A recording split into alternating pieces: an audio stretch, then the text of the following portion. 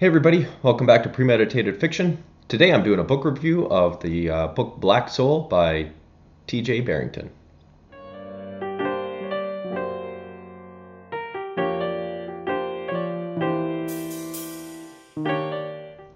Welcome back to Premeditated Fiction.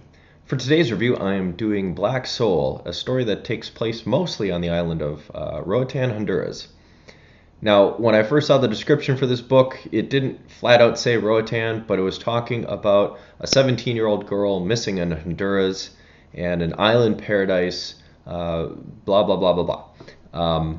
And quite frankly, I knew immediately, I'm like, oh, that's got to be Rotan. And I am a scuba diver. I have been to Rotan a few times. It is some of the best scuba diving in the Central American area. It is a favorite place of mine. I can't wait to get back there. So I realized when I saw a book that likely was taking place on Roatan, I had to pick it up. Unfortunately, when the book starts off, it's taking place in like an Eastern European Russian state. And I was a little perplexed. I actually had to go back and relook at the book description, make sure I had the right book. I'm like, ooh, did I pick up the wrong one? And then I thought, well, maybe this is just like an intro, and this is just setting the stage, right? So we get to the end of that first chapter, and chapter 2 is still going on without being in Honduras. So I was a little confused, but don't worry, it does take a couple chapters. They finally moved the story to Honduras. It just seemed like a really long prelude, to get the story started. Yeah. And the prelude, don't get me wrong, the prelude was actually very interesting. It was a good part of the story. I would have read it anyhow. I thought, maybe I did get the wrong book, and maybe there's some miscommunication between what I was getting versus what the description I had been sent was before receiving the actual book. But in reality, what happened was it just took a little bit longer for the story to move to that point. Once it does, not disappointed. The author, I'm pretty sure, has been there. He did a really good job of talking about West End, Cokes and Hole, some of the different locations on Roatan that anybody who's been there would be familiar with. There's not a whole lot of scuba diving in the story, which, it's about a missing girl, so I wouldn't expect there to be.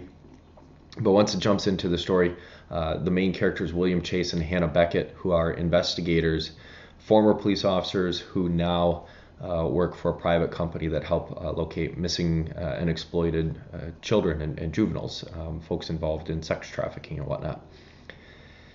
The story is pretty fast paced. There's some spots where it kind of slows down, kind of lets you catch your breath, and then it picks right back up again. So the pacing is just perfect, where you get those points where you got to turn the page. You want to find out what happens next, and then finally it's like, whew, you get a little breath.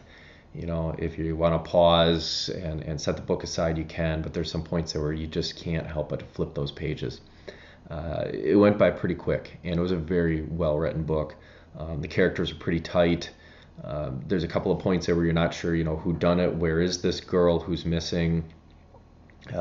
Was it one person? Was it another? It drips out the clues to you perfectly, such that you can kind of figure it out as you're going along. But at the same time, there is a couple of little misdirections where you're thinking, well, it could be this person, but in reality, it could be this person, and it works out quite well. So, if you're somebody who is looking for a little bit different, it's not just a typical, whodunit, as in you're looking for a killer. They are searching for a girl, so not only do they have to find her, there's some other kidnapped girls that they're looking for, and then, who is kidnapping them, and also in addition, who is behind this operation. A number of different layers in the story, and it just seems like every time they peel back a layer, you get a little bit deeper. The old onion analogy. Peel back more layers and find more stuff. And then by the time we get to the end of the book, it's a quite satisfying ending. And this is part of a series called the Titan series. They're all standalone. You don't have to have read any of the previous ones, but you can see where there could be some stuff where parts of William Chase and Hannah Beckett's story can now pick up and be moved forward. All right, so long story short, if you're looking for a great mystery, something that'll keep the pages turning and something that'll keep you on the edge of your seat as you're reading it, check out Black Soul. All right. Thanks for checking out this review, and I hope to see you again later.